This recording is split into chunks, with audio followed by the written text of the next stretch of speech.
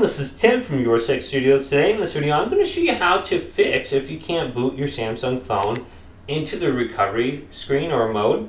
So this is very easy. The first thing you want to verify is if your buttons are working. So just on the screen here, make sure the volume up button works. So we can just press volume up. If nothing happens, your buttons are probably broke. Okay, so it's working. It was just a little bit of a delay.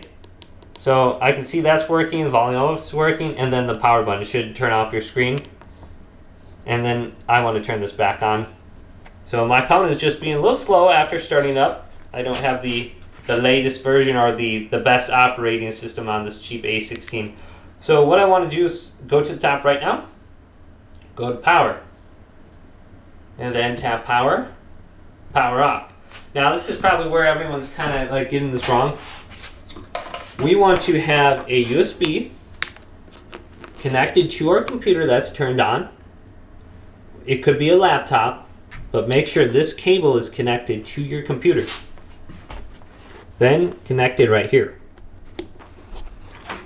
Your phone is going to charge, and you're going to see this little charging symbol pop up on the screen. Now what we want to do is go to the power button and the volume up button. We verified those worked before. And then just hold those down. If nothing pops up like Samsung or anything like that, let go. And then press these down again.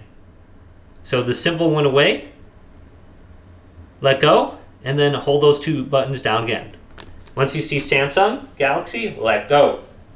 And it will boot into the recovery screen. So you can see that. So you might just be holding down these two buttons and nothing is happening. Let go. Hold them down again. If that doesn't do anything, let go, hold them down again. And it should eventually restart into the recovery mode. So that can get a little annoying. I don't know why if you're holding these two buttons down, it doesn't go there, but sometimes it doesn't. Hopefully this video did indeed help you out. Did leave a big thumbs up and subscribe to my channel down below.